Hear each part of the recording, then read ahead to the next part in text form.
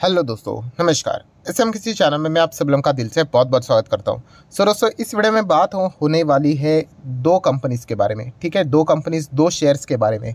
सबसे पहले तो डिस्क्लेमर ले लेना कि ये कोई रिकमेंडेशन नहीं, बाय करो या फिर सेल करो, ये आपकी मर्जी है। बट येस, कुछ इंपॉर्टेंट पॉइंट्स हैं इन स्टॉक्स के बारे में। अगर आप स्टडी कर रहे हो, ठीक है, अगर आपके रडार के ऊपर ये कंपनियाँ हैं, तो आप चाहो तो इन पॉइंट्स के थ्रू क्या कर सकते हो, आगे थोड़ा बहुत विचार यहाँ पे कर सकते हो। मतलब अपनी स्टडी में इन चीज़ों को भी कंसिडर कर सकते हो। तो दोस्तों, आप सभी लोगों को पता है, शेयर मार्केट में हम लोग को टाइम टू टाइम कभी कभी शेयर्स को क्या करना पड़ता है, चेंज भी करना पड़ता है। ठीक है, अगर सिचुएशन अगर कुछ अलग हो गई तो उस हिसाब से डिसीजन भी लेने यहाँ पे पड़ जाते हैं। इस वीडियो में भी हम लोग बात करने वाले हैं एक ऐसी कंपनी के बारे में, मतलब आप चाहो तो सोच सकते हो कि उसको रिप्लेस करने से रिलेटेड दूसरे कंपनी द्वारा। वो कंपनी कौन सी है, उसके पीछे का रीज़न क्या है, लॉजिक एंड वहाँ पे भी क्या दिक्कतें हो सकती है, वो सारी चीज़ें अभी मैं इस वीडियो में कवर यहाँ पे करने वाला हूँ। तो सबसे पहले, ये कंपनी कौन से सेक्टर से बिलोंग करती है, तो दोस्तों वो कंपनी है बैंकिंग सेक्टर से। बैंकिंग सेक्टर की अगर हम लोग बात करें तो आप सभी लोगों को पता ही है कि जो प्राइवेट बैंक्स देखने को मिल रहा है, ऑब्वियसली हम सरकारी बैंक्स में तो SBI एक को ही ट्रैक करते हैं, बाकी तो मैं देखता भी नहीं हूँ। ठीक है, HDFC नंबर 1 पे फिलहाल, ICICI बैंक नंबर 2 पे है, then Kotak Mahindra bank, then Axis bank, then IndusInd bank भी आप लोगों को देखने को मिल जाएगा, then IDBI bank, then IDFC first bank. अगर आप इस चैनल को अच्छी तरीके से फॉलो करते हो तो आप सभी लोगों को पता है कि एक टाइम पे इंडसइंड बैंक भी हमारे पास हुआ करता था। ठीक है, उसके बाद तो मतलब डिसीजन लिया कि नहीं चाहिए ये बैंक करके, एंड अभी तक अगर हम लोग देखें तो इसने जहाँ से कोविड से गिरावट दिखाई है, वहाँ तक भी ये वापस आते हुए देखने को फिलहाल तो नहीं मिल रहा है। ठीक है, देखा गया तो ये कुछ बैंक्स है दोस्तों। एंड अगर इस चैनल को अगर आप अच्छी से फॉलो करते हैं तो यूजुअली मैं आपको 4-5 बैंक्स हमेशा स्टडी करने के लिए कहता हूँ, जैसे कि HDFC bank, ICICI bank, Kotak bank. Then अगर आपको थोड़ा सा रिस्क लेना है, ये 3 बड़े बैंक्स के हिसाब से हम लोग बात करते थे, देन थोड़ा रिस्क लेना है तो AU स्मॉल फाइनेंस बैंक, इसको हम लोग कवर करते थे। कभी कभी फेडरल बैंक को भी थोड़ा बहुत कवर किया जाता था। ठीक है, एंड अगर सरकारी बैंक में जाना ही है तो फिर SBI। ठीक है, कोई ज़बरदस्ती नहीं है। तो ये 4-5 बैंक्स हम लोग स्टडी यहाँ पे करते थे। अभी की अगर हम लोग बात करें दोस्तों, तो एक ऐसी बैंक है दोस्तों जिसका परफॉर्मेंस हम लोग को होते हुए देखने को यहाँ पे नहीं मिल रहा है, एंड कुछ और भी रीजंस है। ठीक है, इसके चलते वो बहुत ही स्लो डाउन में जाते हुए देखने को मिल चुकी है। वो कौन सी बैंक है, तो दोस्तों उसका नाम है Kotak Mahindra bank. Yes, Kotak Mahindra bank की अगर हम लोग बात करें तो ओवरऑल परफॉर्मेंस भी स्लो देखने को यहाँ पे मिल रहा है। ठीक है, PT के लिए मेरे पास प्लस माइनस इसमें चलता रहता है, कोई दिक्कत की बात यहाँ पे नहीं है। बट लॉन्ग टर्म इन्वेस्टमेंट की अगर हम लोग बात करें तो बहुत ही पुअर परफॉर्मेंस भी इसका देखने को मिल रहा है। ठीक है, HDFC बैंक भी स्लो है, बट एटलीस्ट वहाँ पे वो बड़ा मर्जर देखने को मिला है। तो वो मर्जर जब भी हो जाता है ना, तो दिक्कतें हो जाती है, स्लो डाउन हो जाता है, म्यूचुअल फंड्स बेचेंगे, ये होगा वो होगा। बट कोटक महिंद्रा बैंक की अगर हम लोग बात करें तो ये बहुत समय से एक ही जगह पे हम लोग को अटकते हुए देखने को यहाँ पे मिल चुका है। देन अगर हम लोग यहाँ पे बात करें, टॉप लेवल से 20% आज भी डिस्काउंट के ऊपर अवेलेबल है।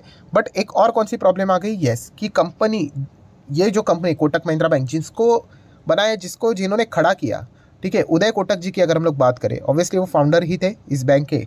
वो अभी यहाँ पे क्या करें, फाउंडर भी है, मैनेजिंग डायरेक्टर भी है। यस, कि उन्होंने इसी साल जुलाई मंथ में यहाँ पे उन्होंने अनाउंसमेंट कर दिया कि अब मैं रिज़ाइन मतलब आप बोल सकते हैं, रिटायर भी बोल सकते हो चाहे तो, कि यहाँ पे स्टेप डाउन वो होने वाले हैं। कि कब तक, अभी देखिए एक टाइम तो आ ही जाता है कि आपको अल्टीमेटली क्या करना पड़ता है कि रिटायरमेंट लेनी ही पड़ती है। उदय कोटक जी की रिप्लेसमेंट अभी कौन होगा, ये भी एक बहुत बड़ा क्वेश्चन मार्क है। मतलब उतनी पावरफुल व्यक्ति वो होनी चाहिए।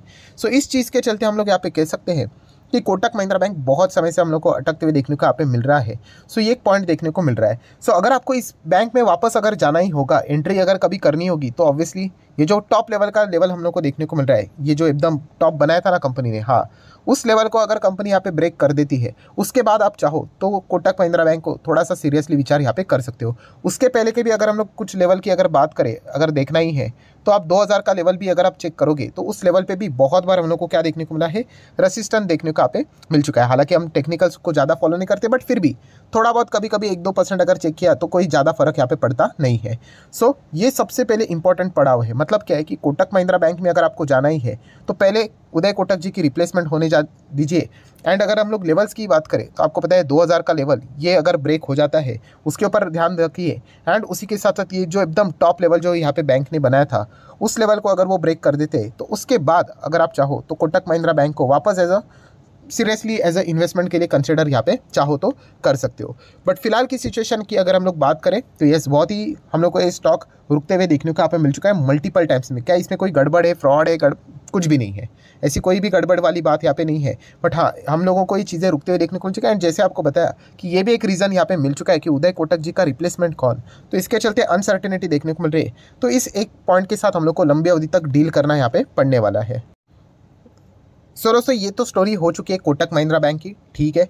सो यस, ये भी डिस्क्लेमर देना चाहूँगा कि ये बैंक मेरे पास भी है। पीटी के हिसाब से अभी फिलहाल तो मेरे पोर्टफोलियो में देखने को यहाँ पे मिल रहा है, ठीक है। सो जैसे ये चीज़ें अगर अचीव हो जाती, क्योंकि मल्टीपल टाइम्स यहाँ पे वॉलेटिलिटी तो मिल ही जाती है एट 2x के फॉर्मूले के हिसाब से, आज नहीं तो कल तो ऊपर चला ही जाएगा, तो 12.5% का रिटर्न यहाँ पे अचीव हो सकता है। इनफैक्ट अगर मुझे यहाँ पे 10% भी मिले एंड अगर मुझे लगा कि मतलब सिचुएशन ज़्यादा नहीं अच्छी है एंड 10% भी मिले तो भी मैं ले लूँगा, ठीक है, क्योंकि ऐसी कोई हार्ड एंड फिक्स रूल नहीं है कि 12.5% के लिए हमें टारगेट करना है, ठीक है। बट सिचुएशन के हिसाब से कभी कभी थोड़ा बहुत मॉडिफिकेशन यहाँ पे करना पड़ता है। सो ये एक पॉइंट हम लोग को देखने को मिला। अभी इसके रिप्लेसमेंट में अगर कोई दूसरी बैंक में अगर आपको जाना ही है, सो यस, जो बैंक अभी बहुत ही अच्छा फॉर्म में देखने को मिल रही है, IDFC फर्स्ट बैंक।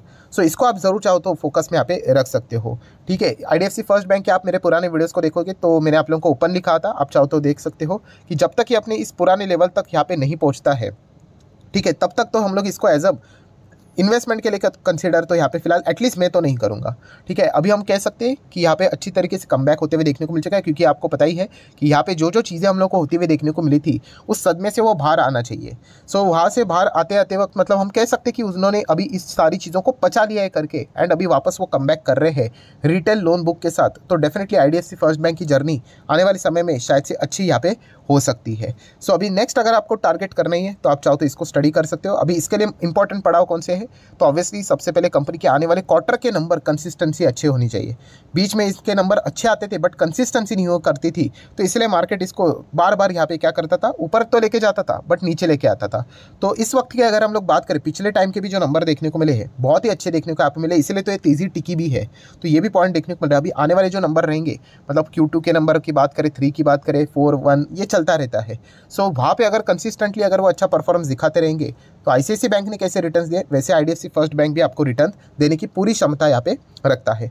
प्लस एक साइकोलॉजिकल लेवल की बात करें तो 100 रुपये का लेवल 3 डिजिट में कभी भी स्टॉक जाने की कोशिश करता है, तो ज़रूर ये भी एक पॉइंट एडवांटेज वाला पॉइंट होता है। तो इसके ऊपर भी फोकस रख लेना। अभी 90 तक ये स्टॉक जाते हुए देखने को यहाँ पे मिल रहा है। एंड बाकी परफॉर्मेंस की अगर हम लोग बात करें, ठीक है, IDFC फर्स्ट की, सो 60,000 करोड़ का मार्केट कैप है, मतलब अच्छी खासी बड़ी कंपनी देखने को मिल रही है। एंड बैंकिंग इंडस्ट्री की बात करें तो 7th पोजीशन पे ये बैंक देखने को यहाँ पे मिल जाता है। देन अगर हम लोग बात करें, कंपनी के नंबर भी रिसेंटली हम लोग को बहुत ही डिसेंट देखने को यहाँ पे मिले थे, तो इसके चलते इसका परफॉर्मेंस भी सुधरते हुए देखने को मिल रहा है। एंड NPP भी अच्छा देखने को मिल रहा है।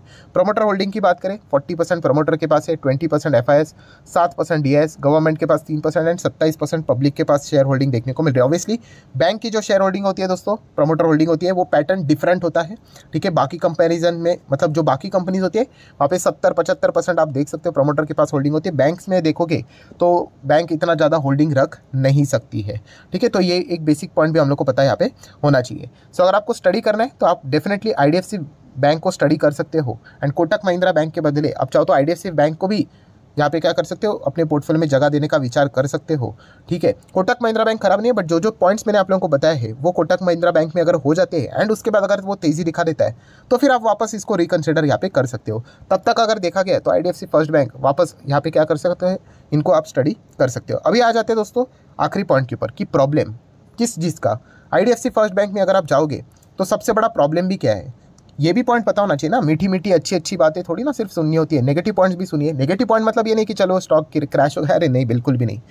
प्रॉब्लम ये हो सकता है कि ये भी बैंक लंबे समय तक मतलब धीमे धीमे करके ही चलेगा। क्यों? क्योंकि आप सभी लोगों को पता है कि IDFC and IDFC first bank, इनका मर्जर होते हुए देखने को मिल रहा है। एंड कभी भी मर्जर होता है तो आपको पता ही है कि बहुत सारे प्रोसेस से गुजरना पड़ता है। इधर से अप्रूवल चाहिए, उधर से अप्रूवल चाहिए, ये होना चाहिए, वो होना चाहिए, फलाना होना चाहिए, ढिमका होना चाहिए, ये चलता रहता है। इसलिए जब भी किसी भी कंपनी में मर्जर अनाउंस होता है तो वो स्टॉक अगर आप देखोगे 6-7 महीनों के लिए या फिर 1 साल के लिए मतलब लिटरली फ्लैट ही चलते हुए देखने को मिलता है। तेज़ी बहुत ही लिमिटेड देखने को मिल जाती है। चाहे फिर वो HDFC बैंक के मर्जर की बात करें या फिर पीवीआर आइनॉक्स के मर्जर की बात करें, एल&टी इन्फोटेक माइंडट्री की बात करें, ठीक है, तो इनमें भी हम लोग को सेम ही परफॉर्मेंस देखने को मिला है। तो अगर आप इसमें जाने का विचार कर रहे हो तो इस एक प्रॉब्लम को भी, इस एक पॉइंट को भी कंसिडर करना है। ऐसा नहीं बस हवे में कुछ भी अपने ही मन को समझा कि हाँ चलो जा लेते हैं करके, तो ऐसा भी नहीं है। तो कोई भी बैंक, कोटक भी खराब नहीं है, आईडीएफसी फर्स्ट बैंक भी खराब नहीं है, बट ये जो पॉइंट्स मैंने आपको बताया उनको जरूर आप चाहो तो स्टडी यहाँ पे कर सकते हो।